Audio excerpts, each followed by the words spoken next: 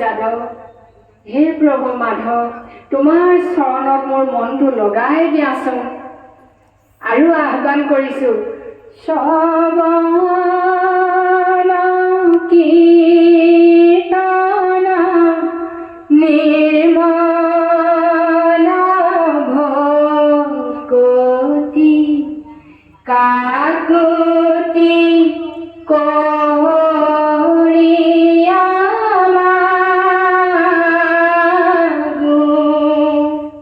কাকুতি কৰি মাগিছো, তোমাৰ ইমান ধুনীয়া নিৰ্মল ভকতি, মাত্ৰ মোক শ্ৰৱণ কীৰ্তন দি যোৱাচোন। তোমাৰ কৃপাৰ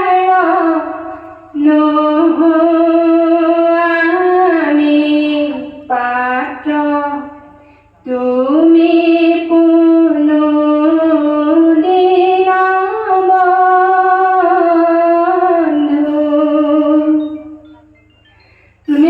কৃপা কৰিব পৰা মোৰ একো গুণ নাই প্ৰভু, তথাপিও মই তোমাৰ কৃপা বিচাৰিছো। মই দুখীয়া। কিহৰ দুখীয়া? ভকতিৰ দুখীয়া। তোমাৰ ভকতি অকণ মোক দিয়াচোন। ইমান ধুনীয়া ধুনীয়া নাম পদ দুজনা গুৰুৱে দি গৈছে আমাক, আমি তাকে নেগাই ধনং দেহি যশং দেহি পুত্ৰং দেহি হা মান যশ দেহি, এই সোপা যদি নকৰোঁ, এই সোপাই আমাৰ সমাজখন ভাগ ভাগ কৰিলে বুলি আমাক গালি পাৰে। পৰাই পৰি থাকক। আমাৰ অনুধাৱন হৈছে, আমি নাম ৰস পাইছোঁ, আমাৰ হিয়াৰ মাজত নামৰ ভাণ্ডাৰ আছে, আমি উপলব্ধি কৰিছোঁ। আৰু কি উপলব্ধি কৰিছোঁ? ভাগৱতে কোৱা কথা, পৰম দুৰ্লভ এইটো মনুষ্য জন্ম, নহয়নে? গতিকে পৰম দুৰ্লভ মনুষ্য জন্ম পাইছোঁ। গতিকে আমি নাম গাব লাগিব, পদ গাব লাগিব, আজিৰ দৰে সাধু সংগ কৰিব লাগিব, এইবিলাক। গতিকে ভাগৱতে কৈ দিলে যে নৰতনু পৰম দুৰ্লভ এইটো নৰতনু শৰীৰ, পৰম দুৰ্লভ এইটো ভকতৰ সংগ। নৰতনুটো পাবলৈ যিমান দুৰ্লভ, তাতোতকৈ দুৰ্লভ বুলি কৈছে যে ভকতৰ সংগ পাবলৈ। হয়, আমি আজিৰ দৰে আকৌ জানো কোনোবা দিনা আপোনালোকক পাম? জনাই নজনাই দুই চাৰিটা ঈশ্বৰৰ কথা এনেকৈ ক'বলৈ গাবলৈ নেপাওঁ, ইমান সহজ নহয়। ভগৱন্তই হয়তো আজিৰ দিনটোহে আমাক কৃপা কৰিছে, সত্য কথা, নহয়নে? দেৱতো তীৰ্থটো কৰি ভকতেহে বৰ, ভকতক ভজিলে গুচে কৰ্মজৰ। জনম জনম আমি যিবিলাক কৰ্মবন্ধ লগত লৈ আহিছোঁ, আজিৰ এই ভকত দৰ্শনে পৰশনে আমাৰ জীৱনৰ পৰা বহুত কৰ্মবন্ধ আমাৰ নিষেধ হৈ গৈছে। গতিকে দেৱতা পুজি তীৰ্থ ফুৰি আমাৰ একো লাভ নাই। গতিকে ভাগৱতে কৈছে, দেৱতো তীৰ্থটো কৰি ভকতেহে বৰ, ভকতক ভজিলে গুচে কৰ্মজৰ। আজি এই প্ৰাথমিকখনৰ আইবাৰ সমস্তৰ ভকতক ভজনা কৰিছে। আই আহকচোন চাহ একাপ খাব, বাপ আহকচোন প্ৰসাদ মুঠি ল'ব, আই আহকচোন। আজি ভকতক ভজিছে, গতিকে এখেতলোকৰ জীৱন ধন্য। এই আই সমস্তই আজি তেওঁলোকে এইটো পৰৰ উপকাৰৰ কাৰণে কৰিছে নিজৰ লগতে, গতিকে তেওঁবিলাকৰ জীৱন ধন্য। লভিলো দুৰ্লভ লাভ ভৈলো মহাৰংগ, সবাৰো পাৱত কৰি কুসুমো কণী পাতে, পুনৰ আত্যন্তিক সুখ কলিও আমাতে।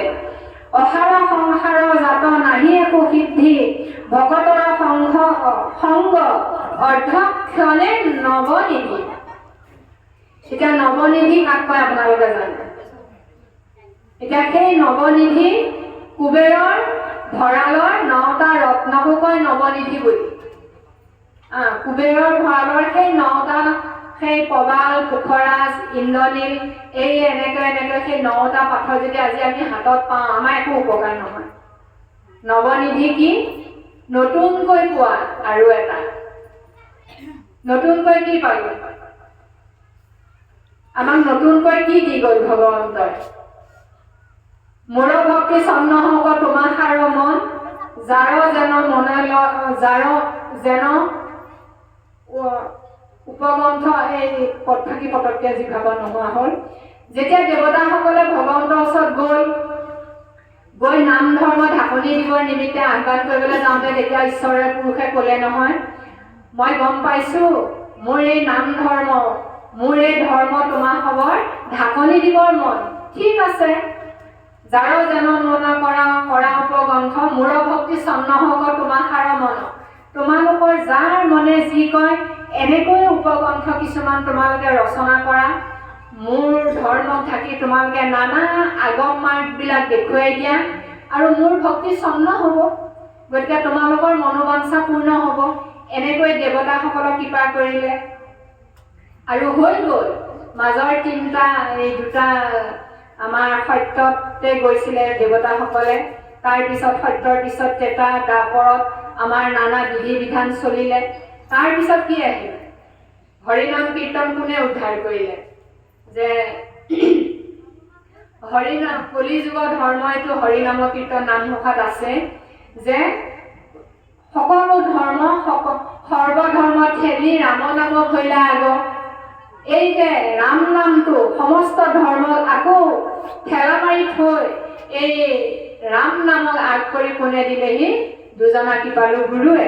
গতিকে এই নতুনকৈ পোৱা বস্তুটো আমি আকৌ এইটোকো কয় যে নৱনিধি। যিটো ধনৰ ভঁৰাল, যিটো নাম ধৰ্মৰ ভঁৰাল দেৱতাসকলে গুপ্ত কৰিছিলে, সেই গুপ্ত ভঁৰালটো আকৌ কিনো কৃপা ময় হৰি নামক বেকত কৰি কলি পাপ কৰিলা লোকুত। গতিকে সেই লোকুত কৰি থোৱা সেই নৱনিধি নামৰ ভঁৰালটো নতুনকৈ দেখুৱাই দিয়া আমাৰ কৃপালু গুৰুজনাৰ এই কৈছে যে মহাপুৰুষ কৃপালু গুৰুজনে আকৌ নতুনকৈ ঢাকনি খুলি পূৰ্বত ঢাকি থোৱা সেই মানে আমাৰ নাম ধৰ্মৰ ভঁৰালটো যি দিলে আৰু এই নাম ধৰ্ম গ্ৰহণ কৰা যিসকল সাধু, যিসকল ভকত, এওঁলোকক লগ পোৱাটো আমাৰ পৰম সৌভাগ্য।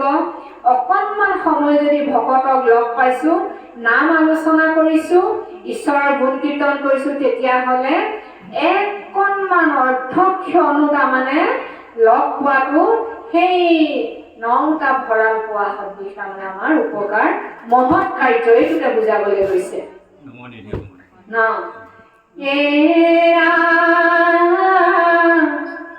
কোনোবাৰ শস্য ধৰ্ম কৰিও তাক জাত তুষ্ট হুয়া হৰি দেন্ত আপোনাক তাংক শুনিবাক যেবে যোগ্য আমি তেবেহে কৰিবা বোলো সবাকো প্ৰণামী। কোন ভাগৱত ধৰ্ম ভক্ত বুলি কাক কোন মায়া কেনবা উপায়ে তৰি তাক কাক বুলি ব্ৰহ্ম কৰ্মযোগ নাম অৱতৰি কেশৱে কৰন্ত কোন কাম কোন যুগ ধৰ্ম অভক্তৰ কেন গতি এই নৱগোটা প্ৰশ্ন কৰিলা নিপতি। নাৰদ পদতি শুনা বসুদেৱ সন্ত হিমতে নিমিজতে প্ৰশ্ন কৰিলন্ত।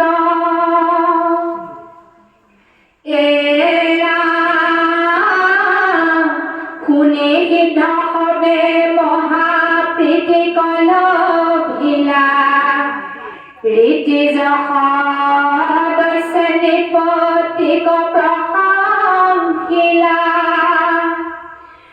নৱ সিদ্ধে সিদ্ধান্ত দিলন্ত অনুক্ৰমে আত্যন্তিক সুখ কপি কহিলা প্ৰথমে।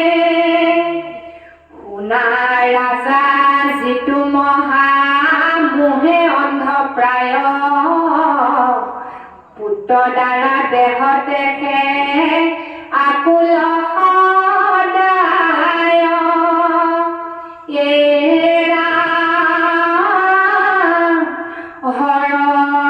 তাৰো নিমিষেকে তেখনে ভয় দুখ কৃষ্ণ পদ সেৱা জানা আত্যন্তিক সুখ। এই 9জন সিদ্ধ নিমিৰজৰ ৰাজসভাত যজ্ঞস্থলীত যেতিয়া আহিছে, তেতিয়া নিমিৰজাই এই 9টা বৃহৎ প্ৰশ্ন কৰিলে। প্ৰশ্ন কেইটাই আমি পাইছো, আপোনালোকে গম পাইছে যে ভাগৱত ধৰ্মনো কাক কয়, মায়ানো কেনেকুৱা, মায়া তৰণনো কেনেকৈ হ'ব, কি উপায় মায়া তৰণ হ'ব পাৰি, কাকনো ব্ৰহ্মযোগ কৰ্ম, কাক বুলি ব্ৰহ্ম কৰ্মযোগ কাৰ নাম, অৱতৰি কেশৱে কৰন্ত কোন কাম, কেশৱে প্ৰভু ভগৱন্তৰ অৱতাৰবিলাক লৈনো কি কি কাম কৰিছিল, কোন যুগৰ ধৰ্ম কি, অভক্তৰ গতি কেনেকুৱা, এনেকৈ বৃহৎ বৃহৎ 9টা প্ৰশ্ন কৰিলে। আৰু নাৰদে কৈছে, নাৰদ বদতি, এতিয়া এই মতে নিমি যেবে প্ৰশ্ন কৰন্ত নিমিৰজাই যেতিয়া প্ৰশ্ন অৱতাৰণা কৰিলে, শুনি সিদ্ধ হবে মহাপ্ৰীতিক লভিলা। এটা কথা কি জানে বাপ, এগৰাকী নামাচাৰ্য বাপক ভাগৱতৰ তত্ত্ব সুধিলে তেখেতে ভাল নাপায়। নামাচাৰ্য বাপগৰাকীক যদি আপুনি মই সুধো, বা মই জয় হৰি কীৰ্তন ভাগ গাই আছো, কিন্তু মই যে শুদ্ধভাৱে গাব পৰা নাই কথাটো জানিছো, আপুনি অকণমান শিকাই দিয়কচোন কৃপা কৰি, তেখেতে খুব ভাল পাব। আৰু ভাগৱত বক্তা এগৰাকীক বিভিন্ন ভাগৱতৰ তত্ত্ব প্ৰশ্ন যদি সোধে, তেখেতে ভাল পাব। তাৰমানে নিজৰ নিজৰ ভঁৰালত থকা বস্তুখিনি ব্যৱহাৰ হৈ থাকিলে ভাল পায় আৰু ৰস পায়। ঠিক তেনেকৈ নিমি ৰজাৰ ৰাজসভালৈ অহা এইসকল বেদ বেদান্ত বিশাৰদ বুলি আমাক ইতিমধ্যে ভাগৱতে কৈ দিছে। গতিকে তেওঁবিলাকক যেতিয়া এই বৃহৎ বৃহৎ প্ৰশ্নবিলাক সুধিছে, তেতিয়া তেওঁবিলাকে মনত বৰ সন্তোষ আনন্দ পাইছে, নহয়নে বাৰু? গতিকে আমিবিলাকেও আনন্দ উপলব্ধি কৰিব পৰাকৈ, দিব পৰাকৈ, ল'ব পৰাকৈ আমাক মন এটা লাগে। এদিন এখন সমাজত এগৰাকী সাধু আহিছিল, আমাৰ বন্ধু, আমাৰ লগত সমাজখনত থাকিলে 4-5 ঘণ্টা। অন্তত তেখেতে কৈছে যে দুলুৱাই শিকাব লগাও নাই একো, শিকিব লগাও নাই একো। তেতিয়া আমি কৈছো যে আমি এনেকৈয়ে থাকিব লাগিব, নহয়নে? সেইগৰাকী কিমান জিজ্ঞাসু হ'ব, সেইটো উপলব্ধি আচলতে সকলোকে লাগে। কিমান মহান কথা কৈছে, শিকাব লগাও নাই একো, তেওঁ কোনোদিন নহা, এদিন আহিছে আৰু কোনোদিন নাহে, যে তেওঁ থাকি গম পাই গৈছে, সকলোৰে লগত বহি বাক্য আলোচনা কৰি মুখবিলাক চাই যে একো শিকাব লগাও নাই, শিকিব লগাও নাই। কিমান জিজ্ঞাসু। গতিকে তেনেকুৱা আমিবিলাক হ'ব পাৰিব। গতিকে আমি কোনোবাই কিবা বিচাৰিলে কিবা অকণমান দিব পৰাটো ইমান সহজ নহয়, অন্তত ল'ব পৰা মনটো আমাৰ থাকিব পাৰিব লাগে। আৰু এই সাধু সমাজক আমি ক'ত দিম? আমি আমাৰ পৰিয়ালটোত দিম। আমি যেতিয়া আগতে এনেকৈ সাধু সমাজত যাওঁ, তাত যি হয়, আমাৰ গৃহত আমাৰ ল'ৰা ছোৱালী দুটাক বহুৱাই লৈ খাওঁতে লওঁতে শুওঁতে আমি গোটেই কথাখিনি ক'ব নাপালে ভাল নালাগে। তেওঁলোকেও সোধে, মা আজি কি ওলাইছিল? আৰু সেই কথাখিনি দি থোৱাৰ কাৰণে কিমান মহৎ কাৰ্য হৈছে, সেই কথাখিনি ইয়াত নকওঁ, ক'লে বেয়া হ'ব নহয়। হৰি কথা ক'ব লাগে, গতিকে নিজৰ কথা ক'ব নাপায়। মাত্ৰ এইখিনি ক'লো এটা উদাহৰণ হিচাপে।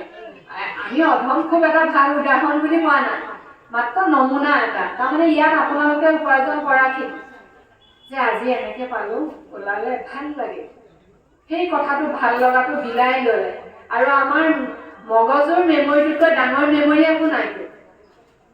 আমাৰ শিশুবিলাকে শিশুকালত শুনা যিবিলাক কথা, আলোচনা শুনা পৰা মাহঁতৰ পৰা, আইতাহঁতৰ পৰা বা এনেকুৱা সাধু তেওঁলোকে সঞ্চিত কৰি ৰাখে। এদিন তেওঁলোকৰ উপলব্ধি হ'ব যে বছৰে বছৰে আমাৰ প্ৰাথমিকত আমাৰ মাহঁতে, আমাৰ দেউতাহঁতে বছৰেকীয়া নাম সেৱা পাতিছিল। আৰু গৃহবিলাকত উপলব্ধি হ'ব আমাৰ মা দেউতাহঁতে বছৰত দুভাগকৈ নাম সেৱা পাতিছিল, এতিয়া আমিও পাতিব লাগে। আমাৰ আইতা ককাহঁতে, মা দেউতাহঁতে সদায় পুৱা এভাগ কীৰ্তন গাইছিল, তাল বজাইছিল। হেৰা বুজিছা, আমিও গাব লাগিব। এইবিলাক প্ৰজন্মে প্ৰজন্মে বৈ যোৱা বস্তু। গতিকে বোৱাই নিয়া বস্তুটো আমি বোৱাই নিয়াত আমি অহোপুৰুষাৰ্থ কৰিব লাগে। ইমান সহজ নহয় দিবলৈ, হয়নে? গতিকে আমি যদি দি নাযাওঁ আমাৰ কল্যাণ কোনে কৰিব? যাৰ পুত্ৰ সবে হয়তো হৰিত শৰণলয়া হৰি গুণ গাৱ শুদ্ধ ভাৱে দধি দুগ্ধ গীত মধু নদীৰ জলক পিয়া পিতৃগণে কৃপিতিক পাৱে। আমাৰ পুত্ৰ কন্যা পৰিয়াল পৰিজনে আমাৰ মৃত্যু মিতাহী দিনা যেতিয়া হৰি কীৰ্তন কৰিব, আমাৰ সন্মুখৰে নদীৰ পানী যেনেকৈ কোনেও খাই শেষ কৰিব নোৱাৰে, এনেকৈ জলধাৰ বোৱাদি বৈ যাব দধি দুগ্ধ গীত মধু। তাৰমানে কিয়? মৰ্ত্য মোৰ পুত্ৰ কন্যাই সমস্তজনে হৰি কীৰ্তন কৰিছে, গতিকে মোৰ জীৱ আৰু উত্তৰণ হ'ব। এইবিলাক মহাপুৰুষে লিখি থৈ গৈছে। গতিকে এই ব্যৱস্থাটো আমি বোৱাই থৈ গ'লেহে গৈ থাকিব। গতিকে আমি আইসকলে আচল। এতিয়া ক'লে যে আত্যন্তিক সুখ কাক বোলে? এতিয়া নৱসিদ্ধই কৈ দিলে যে আত্যন্তিক সুখ কবি কৰিলা প্ৰথমে নৱসিদ্ধে সিদ্ধান্ত দিলন্ত অনুক্ৰমে শুনাৰ ৰাজা আত্যন্তিক সুখ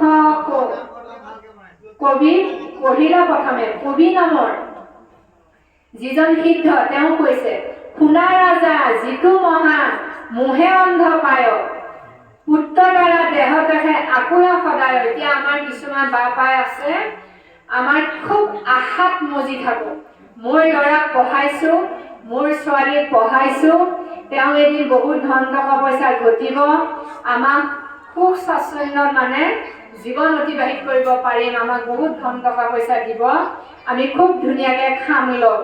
কিন্তু এই লোভীয়া স্বভাৱটো আমাৰ বাদ দি এইটো ত্যাগ কৰি আমি মাত্ৰ আমাৰ দায়িত্ব আৰু কৰ্তব্য পালন কৰিব লাগে।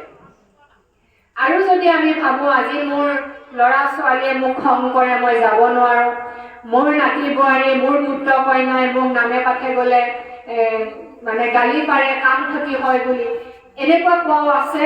গতিকে আমি বুজাই দিব পাৰিব লাগিব যে হৰি কীৰ্তনৰ ফল কি আৰু হৰি কীৰ্তনত কেনেকুৱা আমি সুখ পাওঁ, ইয়াত এতিয়া ক'ব।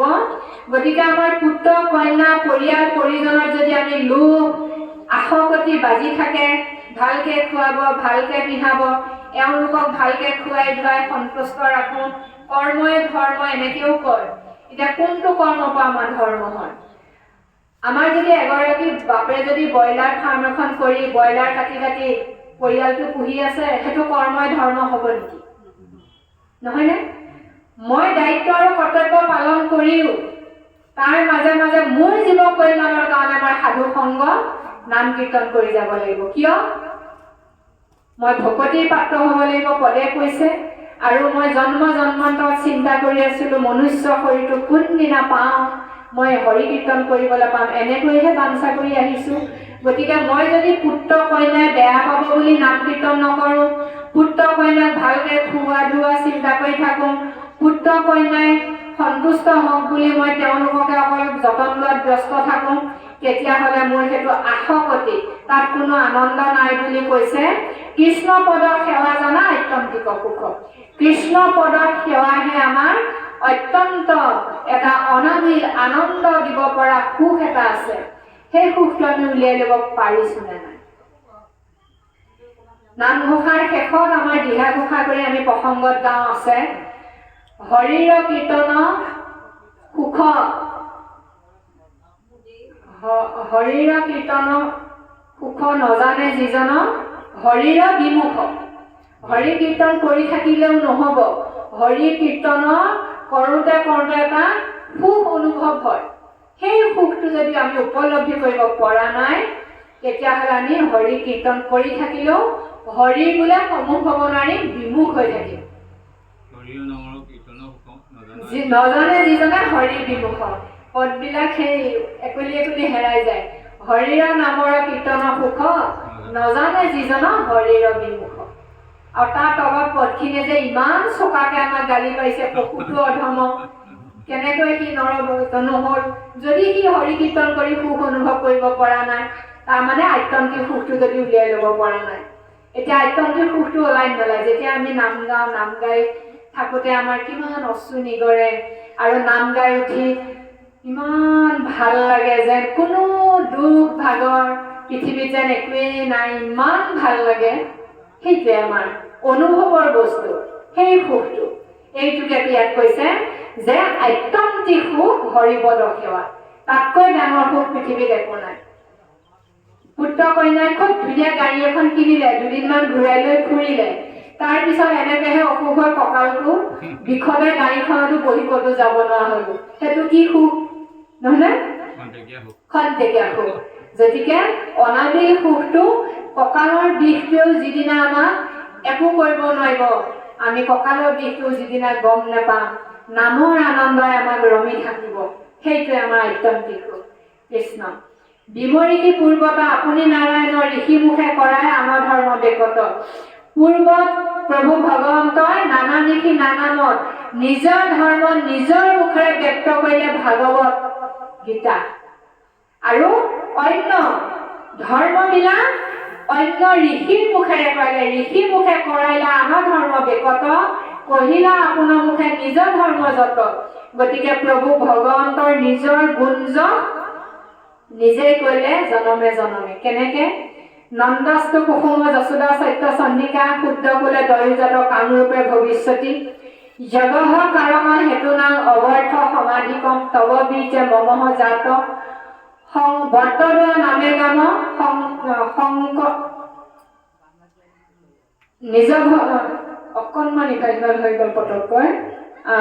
অবৰ্থ সমাধিকম বৰ্তদোৱা নামে গাম নিজ ভক্তি প্ৰচাৰে। বৰ্তদোৱা নামে জেগাত শংকৰদেৱ নাম লৈ আকৌ তেওঁ নিজৰ ধৰ্মটোকে প্ৰচাৰ কৰিব আহিলে। নন্দস্তু কুসুম সাক্ষাৎ নন্দ ৰজা নন্দ বাবা তুমিয়ে যাবা কুসুমৰ নামেৰে। যশোদা সত্য চন্দিকা যশোদাই তুমিয়ে যাবা সত্য সন্ধ্যা নামেৰে। তব বীৰ্যে মমহ জাত তোমালোকৰ বীৰ্য। বৰ্তদোৱা নামে গাম বৰ্তদোৱা নামে ঠাই এই জগতৰ কাৰণে মই আকৌ জন্ম ল'ম কি শংকৰদেৱ নামেৰে। জন্ম লৈ কি কৰিম? নিজৰ ভক্তি প্ৰচাৰে। মোৰ নিজৰ ধৰ্মটোকে মই নিজৰ ভক্তিখিনি প্ৰচাৰ কৰিম। এয়া গুৰুজনে ইমান ধুনীয়াকে বৰগীত কৰিছে। এই বৰগীত বিলাকে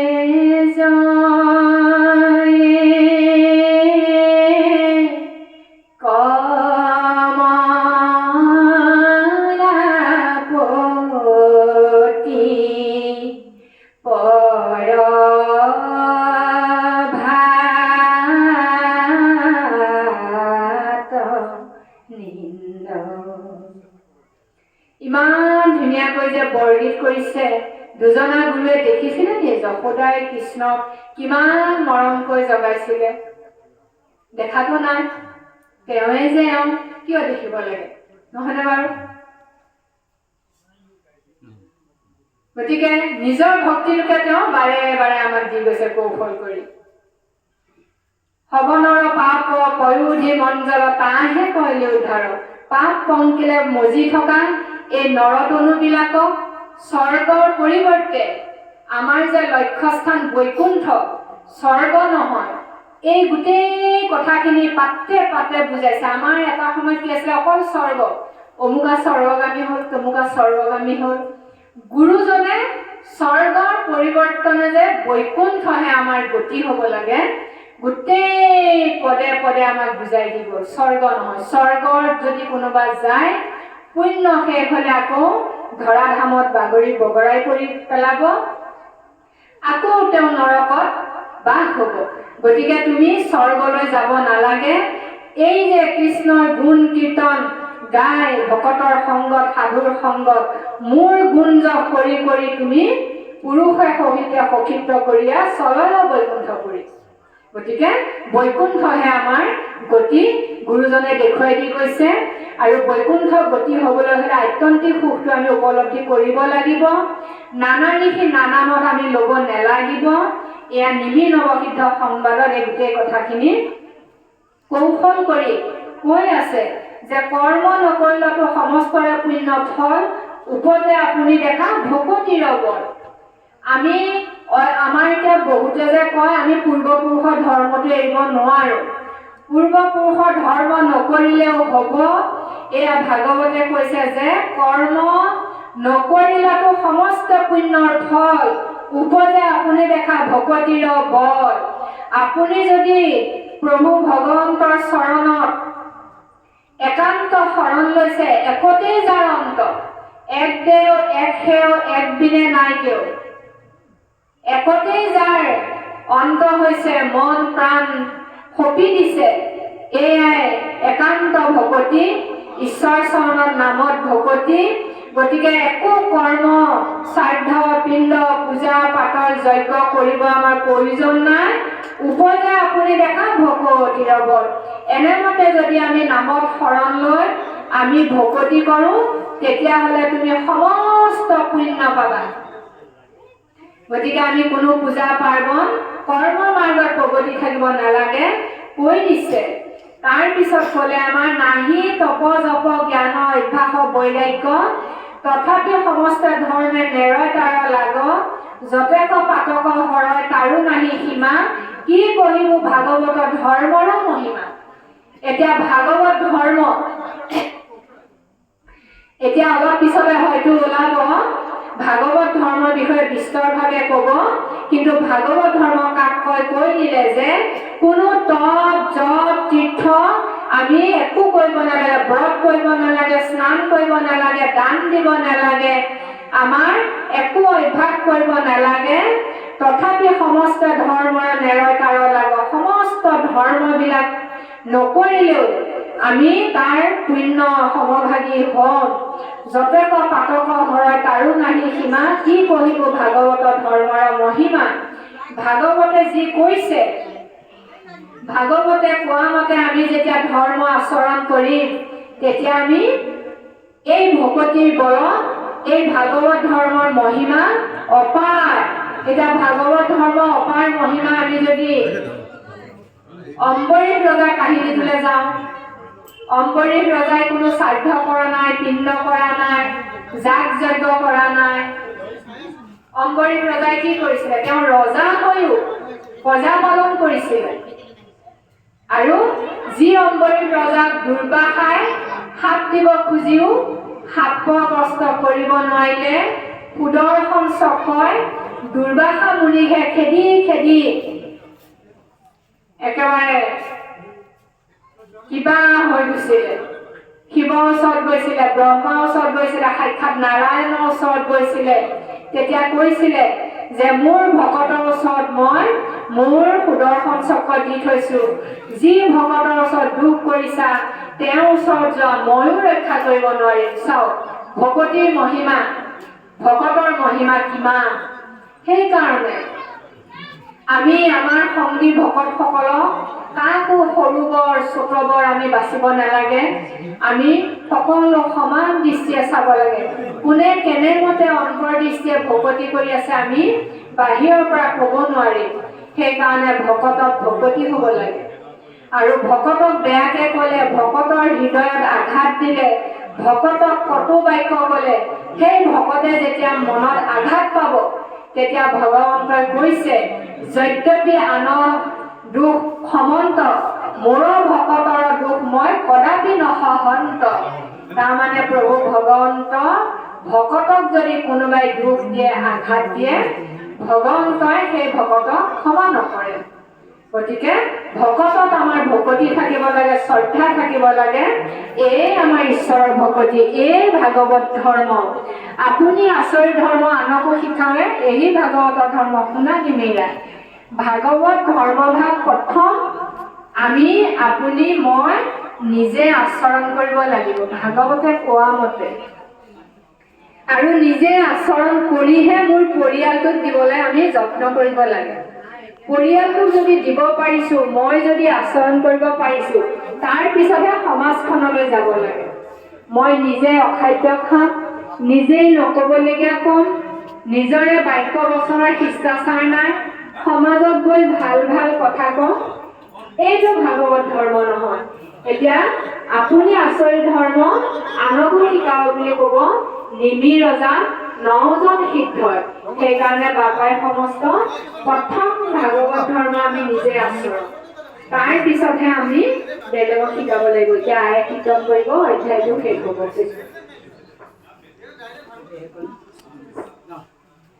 শুনা সভাসদ পদ কৰিয়া প্ৰবন্ধ নৱসিদ্ধ কথাইটো একাদশ স্কন্ধ ঘোৰ কলি যুগে ইহে তৰণ উপায় নাহি গতি কৃষ্ণ কথা শ্ৰৱণ বিনায়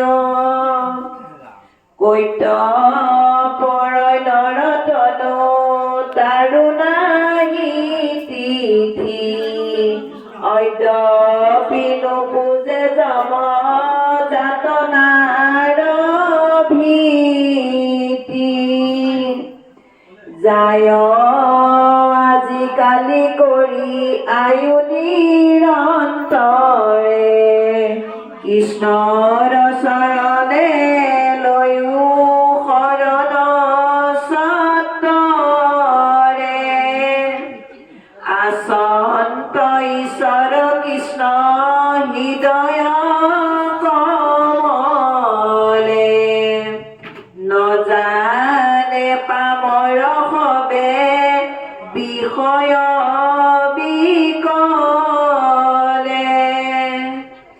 পৰম সুহৃদ নিজ আত্মা মহাহৰি অধুগতি যায় লোক তাক নাদৰি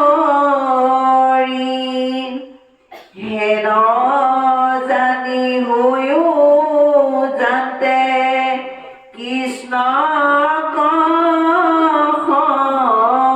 সন্মুখ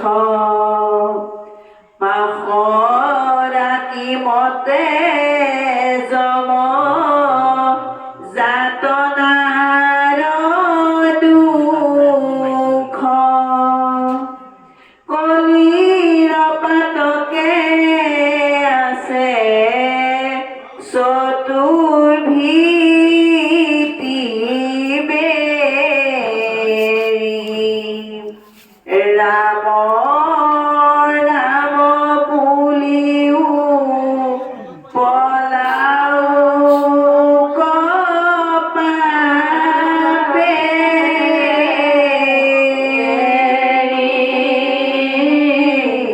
হৰে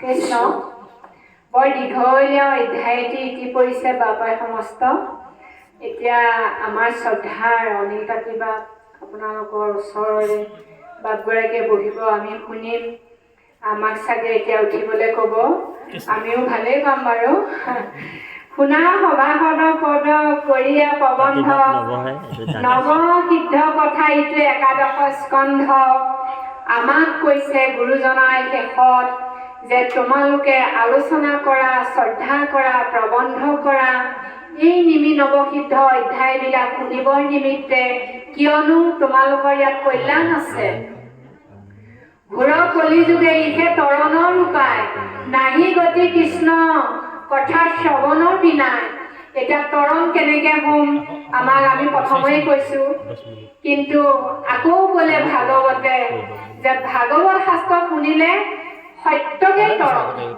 আমি প্ৰথমতেই কৈছো যে তৰি ভবাই নৰে এতিয়া আকৌ ভাগৱতে সেইটোৱে ক'লে যে এই ঘোৰ কলিযুগত কোনো যাগ যজ্ঞ শ্ৰাদ্ধ পিণ্ড কৰ্ম মাৰ্গত তোমালোকে উপবিষ্ট হ'ব নালাগে এই মহা ভাগৱত কথা নৱসিদ্ধ কথা শ্ৰৱণ কীৰ্তন কৰিলেও তোমালোকৰ তৰণ হ'ব তৰণ মানে তৰি যোৱা কি তৰি যাম আমি বাৰে বাৰে আগমন হ'ব নালাগে আমি একেবাৰে প্ৰস্থান কৰি কৃষ্ণ পিতাই ঘৰলৈ গুচি যাব পাৰিম এইটোৱে হ'ব আমাৰ তৰণ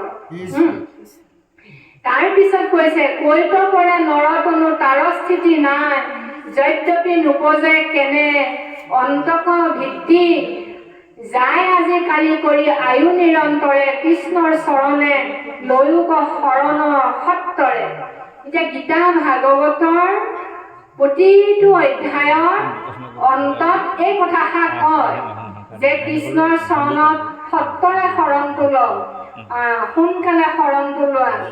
এই কথাটো প্ৰতিভাগ অধ্যায়ৰ শেষত কয়। আমাৰ সকলো সমাজতে গীতা ভাগৱত পঢ়ি আছে, কিন্তু এই কথাষাৰ কি বুলি বুজি পাইছে সেইটো আমাৰ ভাৱনা হয়। প্ৰতিটো অধ্যায়ৰ শেষত কয় সত্তৰে লৈ শৰণত। এতিয়া শৰণটো নলয়, বিশেষকে আমাৰ নামনিত কয় সেইটো কি শৰণ, য'তে ত'তে খাব নোৱাৰি যাব নোৱাৰি, সেইটো কি শৰণ?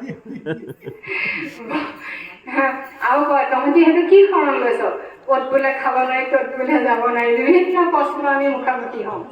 এতিয়া শৰণ মানে আশ্ৰয় ক'ত? ভগৱন্তৰ চৰণত। ইমান চিম্পুল কথাটো, ইমান সহজ, সেই কথাটোৱে অতি দুৰ্বোধ্য হৈ আছে আমাৰ জেগাবিলাকত।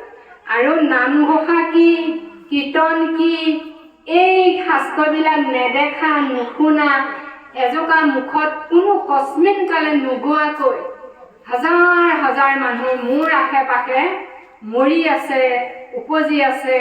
মোৰ ইমান দুখ লাগে, মই কোন জনমত ইমান পাপ কৰিছিলোঁ, ক'ত আহি মই কেনেকুৱা জীৱন কটাব লগা হৈছে।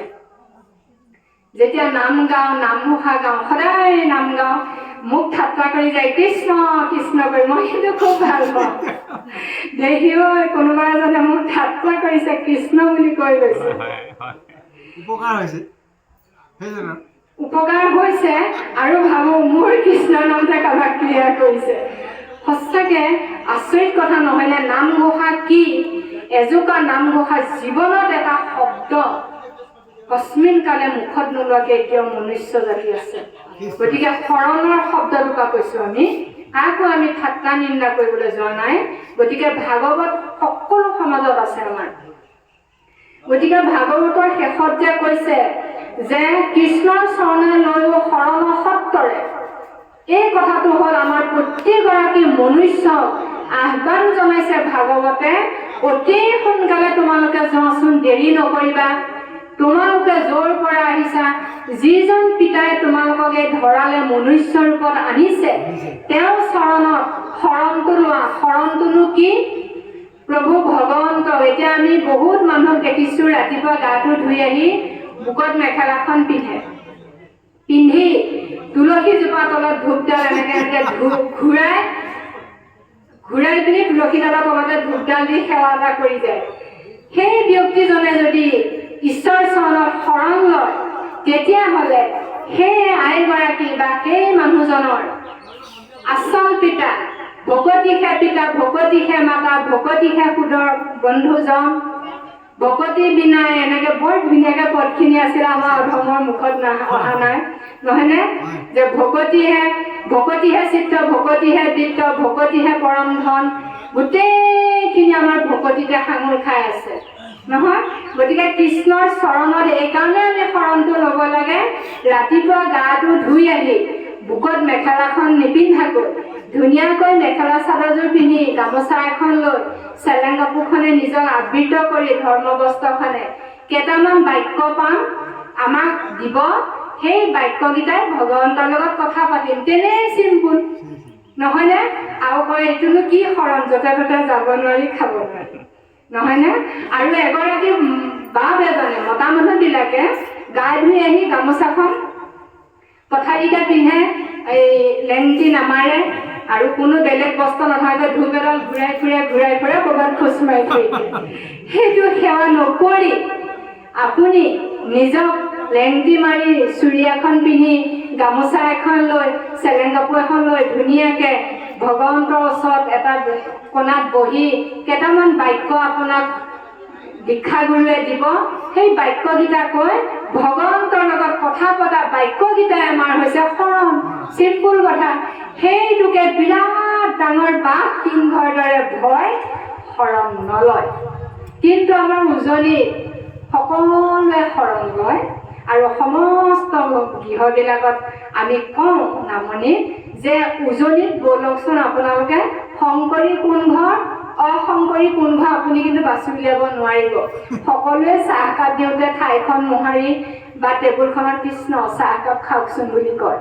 আমাৰ জেগাবিলাকত চাহ একাপ দিওঁতে কৃষ্ণ ইহঁত শংকৰী সভা কৃষ্ণ বুলি যদি ক'লো ইহঁত শংকৰী সভা এনেকৈ কয়। আজি শংকৰীবিলাকৰ কিবা হৈছিল আমি যেতিয়া গুৰু জয়ন্তী পাতো।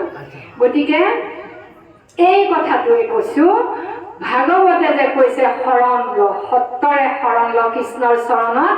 গতিকে শৰণ ল'বলৈ পালে আমি মনুষ্য জন্মটো কৃতাৰ্থ হ'ব, ঈশ্বৰক পাবলৈ সক্ষম হ'ম।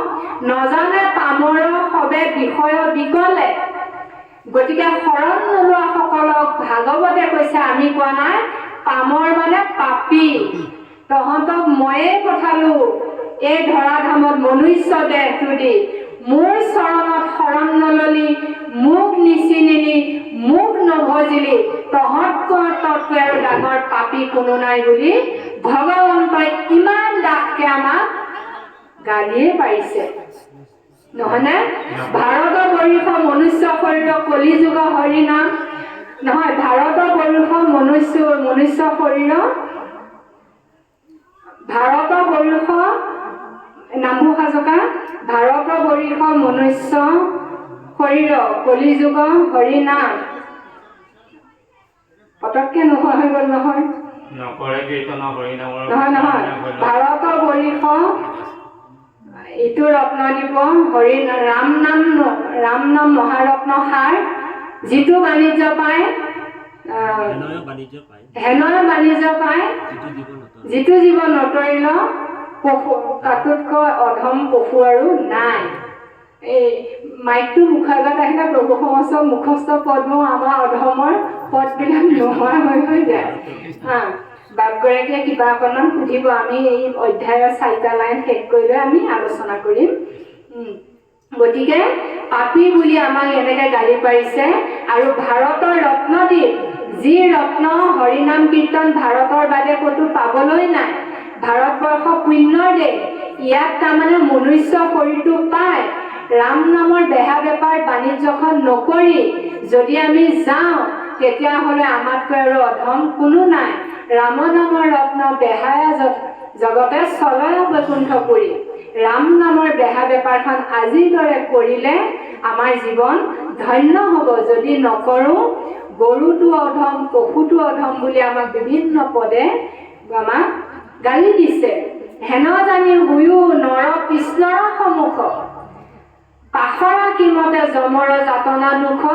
কৃষ্ণ প্ৰভু ভগৱন্তৰ চৰণত শৰণ ভাগ লৈ, কৃষ্ণৰ সন্মুখ হৈ নাম কীৰ্তন কৰি, ভকতৰ সংগত সাধু সংগত হৰি গুণ কীৰ্তন কৰি তেওঁ সন্মুখ হৈ থকা, বিমুখ হৈ নাথাকিবা বুলি পদে আমাক উপদেশ দিছে।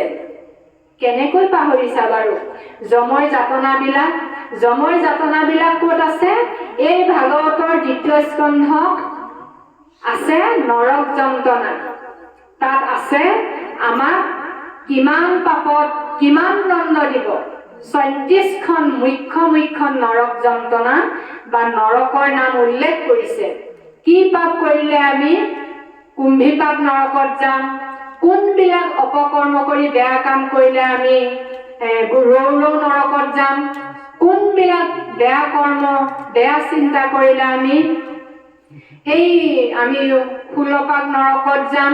এনেকৈ 34খন নৰকৰ নাম লিখি থৈছে। আৰু কোনবোৰ বেয়া কৰ্ম কৰিলে কিমান যন্ত্ৰণা ভোগ কৰিব লাগিব ইত্যাদি ইত্যাদি কথাবিলাক তাৰমানে আমি ইতিমধ্যে জনা বুলি ধৰি লৈছে। সেইকাৰণে কৈছে যে পাহৰি গ'লা নেকি 2য় স্কন্ধৰ নৰক যন্ত্ৰণাত সেই যে যন্ত্ৰণাবোৰ আছে, কেনেকৈ পাহৰিব পাৰিছা? গতিকে তোমালোকে ঈশ্বৰ চৰণত ভজা।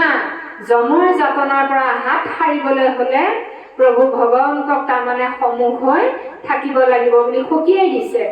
কলিৰ পাতেক আছে চতুৰ্ভীতি বেৰি। কলিকালটো কেনেকুৱা কলহপ্ৰিয়, কণ্ডলপ্ৰিয়, চাৰিওফালে তাৰমানে পাপেৰে পৰিপূৰ্ণ হৈ আছে। জৈত কৰে কেশৱৰ গুণ নাম কীৰ্তন। তাত তাৰমানে কলিক ওচৰ চাপিবলৈ হাত দি থৈছে। গতিকে তুমি ঈশ্বৰৰ গুণ নাম কীৰ্তন য'ত কৰিবা তাত কলিৰ প্ৰৱেশ নহয়। গতিকে তোমাৰ দেহত যেতিয়া, আমাৰ দেহ জগতবিলাকত যেতিয়া ঈশ্বৰৰ গুণ নাম প্ৰগতি থাকিব, শ্ৰৱণ কীৰ্তন হৈ থাকিব। কেতিয়া কলিৰ পাত যদিও চাৰিওফালে বেৰি আছে, আমাৰ দেশ জগতত কিন্তু কলিয়ে প্ৰৱেশ কৰিব নোৱাৰিব। এই কথা সকীয়াই দিছে। ৰাম ৰাম বুলিও পাতক পাতে হৰে ৰাম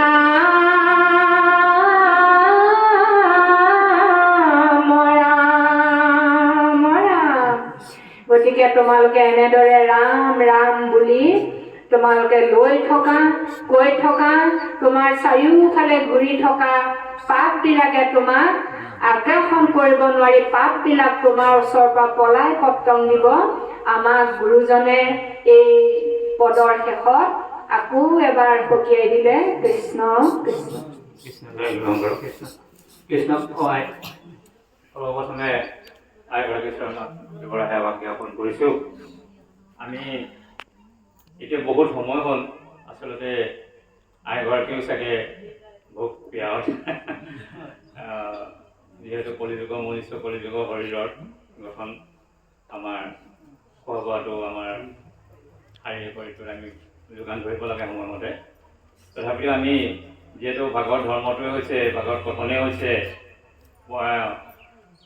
প্ৰশ্ন মাজে মাজে কৰিব লাগে। তেনেকৈ মিঠাৰণত শোকক পৰীক্ষিতে বিভিন্ন প্ৰশ্ন কৰি আছিলে। আমাৰ ভাগৱত ধৰ্মটো হৈছে এটা প্ৰশ্ন বিধানৰ অনুষ্ঠান। সেইকাৰণে আমি মাত্ৰ সেই অনুষ্ঠানটো গুণটো বৰ্তি থাকক বুলিহে আমি এতিয়া সামান্য প্ৰশ্ন কৰা হৈছে। ইতিমধ্যে সেই প্ৰশ্নটোৰ উত্তৰ চুই গৈছে। তথাপিতো আমি কৰিব লাগে কাৰণে প্ৰশ্নটি এভাগ কৰিছোঁ। আপুনি অতি কমটি সময়ত ক'ব। আমি আইসকলক